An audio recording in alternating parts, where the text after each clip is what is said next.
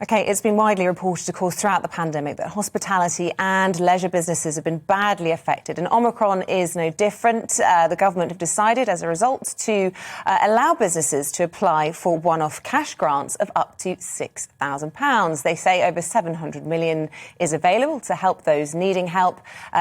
They should approach their local councils. In addition to that, more than £100 million worth of discretionary funding is also being made available to support other businesses. A very good morning to the Small Business Minister, Paul Scully, who joins us now. Hello there. Thanks for joining us this morning. Look, first of all, let's talk about this package that you're offering to those who are affected by the Omicron variant in hospitality. It doesn't sound an awful lot, I have to say, although obviously we must be grateful for whatever comes our way. 700 million, if that equates to 6,000 per pub, that's not going to help a great deal for all of those who had to close their doors before Christmas as everyone was cancelling their parties. Is it going to be enough to make a difference? Well, we already had the winter plan in place, so there was still some money left in discretionary grants. We still have the VAT reduction and business rates reduction in place as well for the next few months. But the grants that we're offering at the moment are the same rate that we were offering this time last year when businesses were actually mandated to close. Clearly, this time they didn't have to close, but it is in recognition of the cancellations that you described, the pressures that hospitality, leisure and accommodation in particular have suffered in what is normally their busiest month. It's the time when they make their profits to go through those quieter months of January and February. So it's in recognition of that. OK. Look, since we've got you on, I want to talk to you about quite a number of issues just that are making the headlines today. We're hearing 200 soldiers deployed to hospitals across the capital, 40 of whom are medical professionals, but the rest of them there just to help give out basic care. Do you feel confident that people in London during this crisis are able to get an adequate level of care? Is it safe? It is safe, but there's obviously those pressures on staff, because what we're finding now that the transmission rate is the changes to hospitalisations and unfortunately deaths has been largely broken. There's a big reduction, but one of the biggest pressures that remains for the NHS at the moment is those staff absences. So it's right that we do as much as we can to bring extra support in for the NHS. That's not just with the military offering their logistical support, their medical support and that porterage ability, but also the digital passports that we have for NHS staff to make it easier for NHS staff to be moved around different hospitals where the shortages may be most acute. OK, a question now about the Prime Minister's apology yesterday. We know Lord Geidt was not best impressed that those WhatsApp messages were not included in his investigation. Does the apology go far enough? It leaves a bad taste in a lot of people's mouths.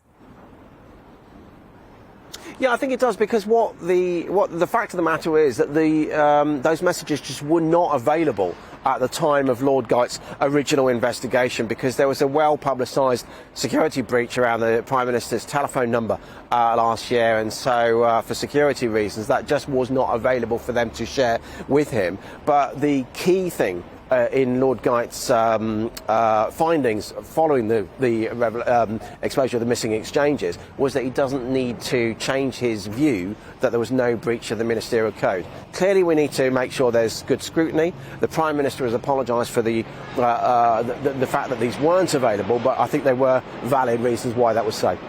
OK, and just before we let you go, I want to point to the front of the Telegraph this morning. It's talking about 1.2 million people being pulled or dragged into the higher tax bracket. People who won't consider themselves particularly well off, but due to wage inflation will be finding themselves having to pay 40 pence out of every pound to the Treasury. That can't be right, can it?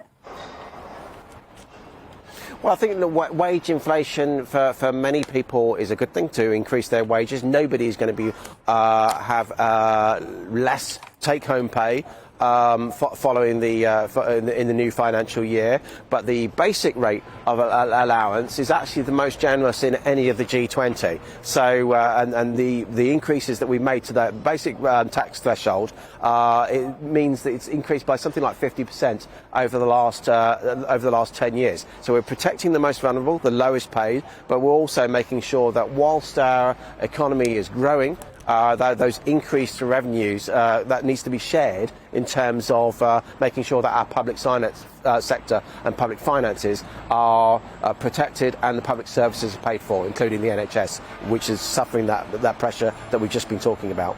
Of course, with the backdrop of the squeeze that we keep talking about, the cost of living, a lot of people won't agree with you, not least Jacob Rees-Mogg within the Cabinet now saying that he thinks that national insurance rise should be scrapped in April. Just a yes or no answer. Do you agree with him?